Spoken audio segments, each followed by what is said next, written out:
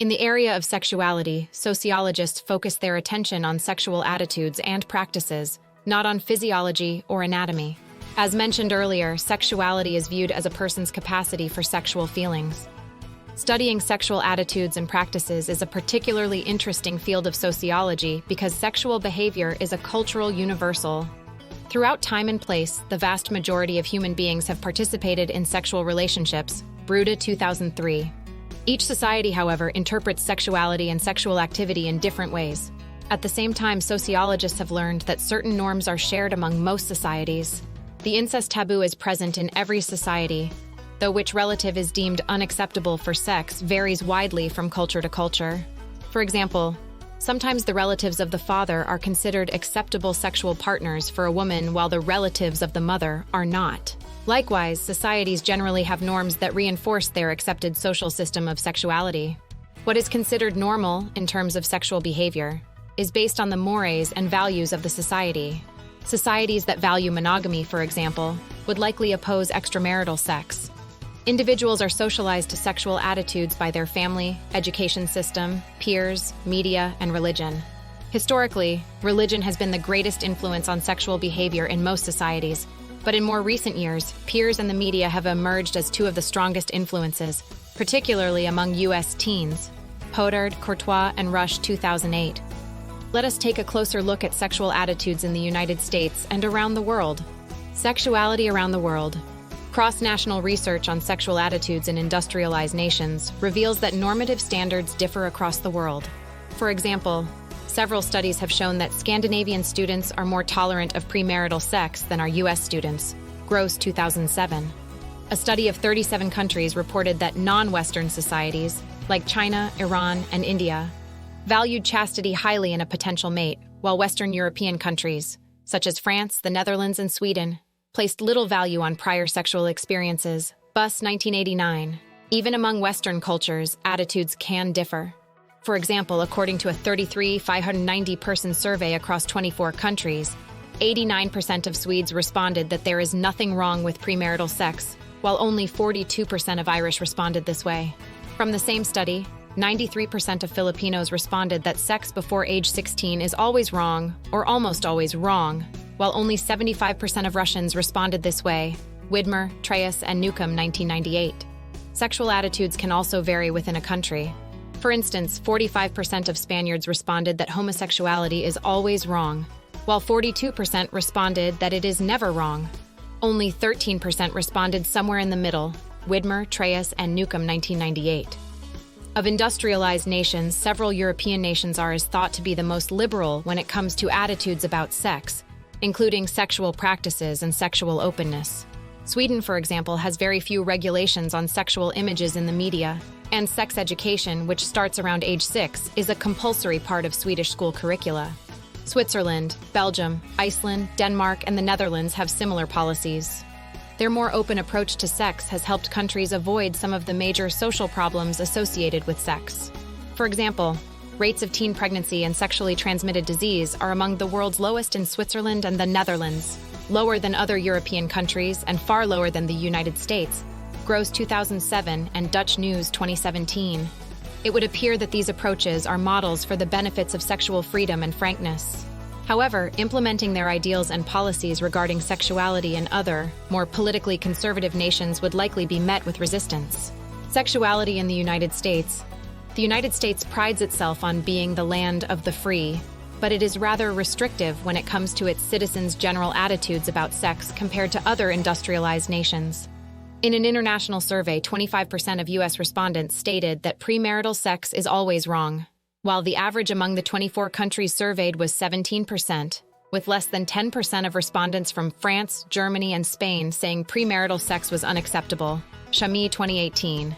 Similar discrepancies were found in questions about the condemnation of sex before the age of 16, extramarital sex, and homosexuality, with total disapproval of these acts being 12, 13, and 11% higher, respectively, in the United States than the study's average. Widmer, Treyas, and Newcomb 1998.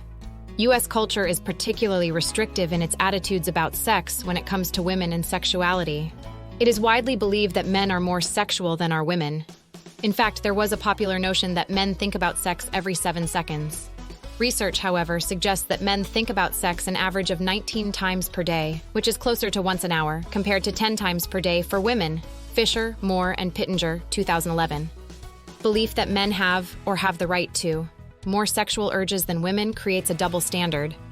Ira Rice, a pioneer researcher in the field of sexual studies, defined the double standard as prohibiting premarital sexual intercourse for women but allowing it for men, Rice, 1960. This standard has evolved into allowing women to engage in premarital sex only within committed love relationships, but allowing men to engage in sexual relationships with as many partners as they wish, without condition. Milhausen and Harold, 1999. Due to this double standard, a woman is likely to have fewer sexual partners in her lifetime than a man. According to a Centers for Disease Control and Prevention, CDC survey, the average 35-year-old woman has had 3 opposite-sex sexual partners, while the average 35-year-old man has had twice as many. Centers for Disease Control, 2011. The future of a society's sexual attitudes may be somewhat predicted by the values and beliefs that a country's youth expresses about sex and sexuality. Data from the most recent National Survey of Family Growth reveals that 70% of boys and 78% of girls ages 15 to 19 said they agree, or strongly agree, that it's okay for an unmarried female to have a child. National Survey of Family Growth 2013. In a separate survey, 65% of teens stated that they strongly agreed, or somewhat agreed, that although waiting until marriage for sex is a nice idea, it's not realistic, NBC News 2005. This does not mean that today's youth have given up traditional sexual values such as monogamy. Nearly all college men, 98.9%, and women, 99.2%, who participated in a 2002 study on sexual attitudes stated they wished to settle down with one mutually exclusive sexual partner at some point in their lives, ideally within the next 5 years. Pedersen et al., 2002. Sex education. One of the biggest controversies regarding sexual attitudes is sexual education in U.S. classrooms. Unlike many other countries, sex education is not required in all public school curricula in the United States. The heart of the controversy is not about whether sex education should be taught in school. Studies have shown that only 7% of U.S. adults oppose sex education in schools. It is about the type of sex education that should be taught. Much of the debate is over the issue of abstinence as compared to a comprehensive sex education program. Abstinence-only programs focus on avoiding sex until marriage and/or delaying it as long as possible, so they do not focus on other types of prevention of unwanted pregnancies and sexually transmitted infections.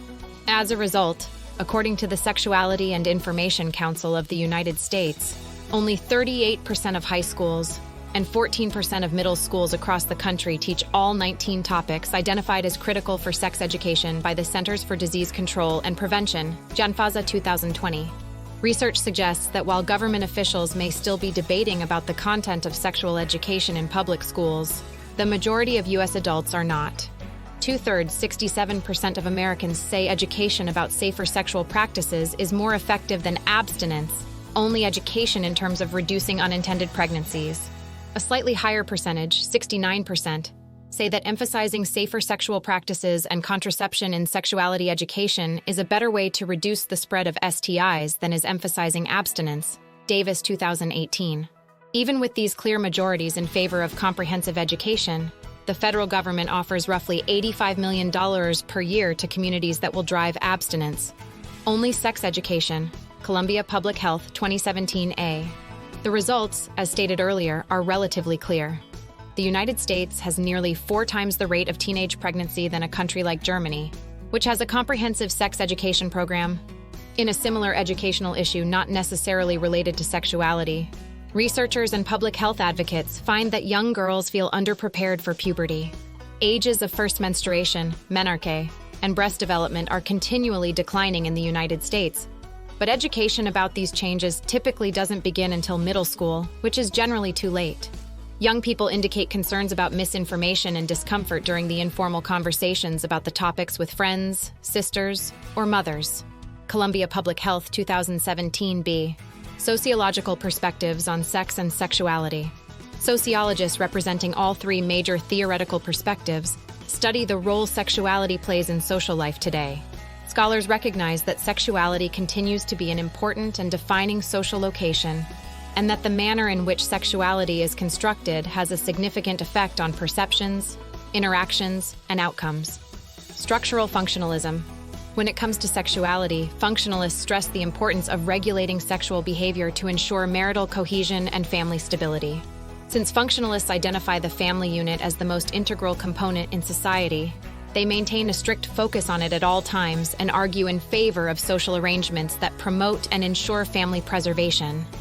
Functionalists such as Talcott Parsons, 1955, have long argued that the regulation of sexual activity is an important function of the family. Social norms surrounding family life have, traditionally, encouraged sexual activity within the family unit, marriage, and have discouraged activity outside of it, premarital and extramarital sex. From a functionalist point of view, the purpose of encouraging sexual activity in the confines of marriage is to intensify the bond between spouses and to ensure that procreation occurs within a stable, legally recognized relationship. This structure gives offspring the best possible chance for appropriate socialization and the provision of basic resources. In this context, the functionalist perspective does not take into account the increasing legal acceptance of same-sex marriage, or the rise in LGBTQ couples who choose to bear and raise children through a variety of available resources. Conflict theory. From a conflict theory perspective, sexuality is another area in which power differentials are present, and where dominant groups actively work to promote their worldview, as well as their economic interests. For conflict theorists, there were two key dimensions to the debate over marriage equality, one ideological and the other economic. Dominant groups wish for their worldview, which embraces traditional marriage and the nuclear family, to win out over what they see as the intrusion of a secular, individually driven worldview. On the other hand, many LGBTQ activists argue that legal marriage is a fundamental right that cannot be denied based on sexual orientation, and that, historically, there already exists a precedent for changes to marriage laws. The 1960s legalization of formerly forbidden interracial marriages is one example. From an economic perspective, activists in favor of same-sex marriage point out that legal marriage brings with it certain entitlements, many of which are financial in nature, like Social Security benefits and medical insurance. Solmonese, 2008. Denial of these benefits to same-sex couples is wrong, they argue. Conflict theory suggests that as long as people struggle over these social and financial resources, there will be some degree of conflict. Symbolic interactionism. Interactionists focus on the meanings associated with sexuality and with sexual orientation. Since femininity is devalued in U.S. society, those who adopt such traits are subject to ridicule. This is especially true for boys or men. Just as masculinity is the symbolic norm, so too has heterosexuality come to signify normalcy.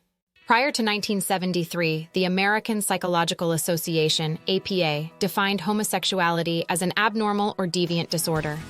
Interactionist labeling theory recognizes the impact this has made. Before 1973, the APA was powerful in shaping social attitudes toward homosexuality by defining it as pathological. Today, the APA cites no association between sexual orientation and psychopathology and sees homosexuality as a normal aspect of human sexuality. APA 2008. Recall Cooley's Looking Glass Self, which suggests that self develops as a result of our interpretation and evaluation of the responses of others. Cooley, 1902. Constant exposure to derogatory labels, jokes, and pervasive homophobia would lead to a negative self-image, or worse, self-hate. The CDC reports that homosexual youths, as referred to in the study, who experience high levels of social rejection are 6 times more likely to have high levels of depression and 8 times more likely to have attempted suicide. CDC 2011. Queer theory. Queer theory is an interdisciplinary approach to sexuality studies that identifies Western society's rigid splitting of gender into specific roles and questions the manner in which we have been taught to think about sexual orientation. According to Jagos, 1996, queer theory focuses on mismatches between anatomical sex, gender identity, and sexual orientation, not just division into male-female or homosexual-heterosexual. By calling their discipline queer, scholars reject the effects of labeling. Instead, they embraced the word queer and reclaimed it for their own purposes. The perspective highlights the need for a more flexible and fluid conceptualization of sexuality, one that allows for change, negotiation, and freedom. This mirrors other oppressive schemas in our culture, especially those surrounding gender and race, black versus white, man versus woman. Queer theorist Eve Kosofsky-Sedgwick argued against U.S. society's monolithic definition of sexuality and its reduction to a single factor, the sex of someone's desired partner. Sedgwick identified dozens of other ways in which people's sexualities were different, such as, even identical genital acts mean very different things to different people. Sexuality makes up a large share of the self-perceived identity of some people, a small share of others. Some people spend a lot of time thinking about sex, others little. Some people like to have a lot of sex, others little or none. Many people have their richest mental, emotional involvement with sexual acts that they don't do or don't even want to do. Some people like spontaneous sexual scenes, others like highly scripted ones, others like spontaneous-sounding ones that are nonetheless totally predictable. Some people experience their sexuality as deeply embedded in a matrix of gender meanings and gender differentials. Others do not, Sedgwick 1990. Thus, theorists utilizing queer theory strive to question the ways society perceives and experiences sex, gender, and sexuality, opening the door to new scholarly understanding. Throughout this chapter, we have examined the complexities of gender, sex, and sexuality. Differentiating between sex, gender, and sexual orientation is an important first step to a deeper understanding and critical analysis of these issues. Understanding the sociology of sex, gender, and sexuality will help to build awareness of the inequalities experienced by people outside the dominant groups. In the area of sexuality, sociologists focus their attention on sexual attitudes and practices, not on physiology or anatomy.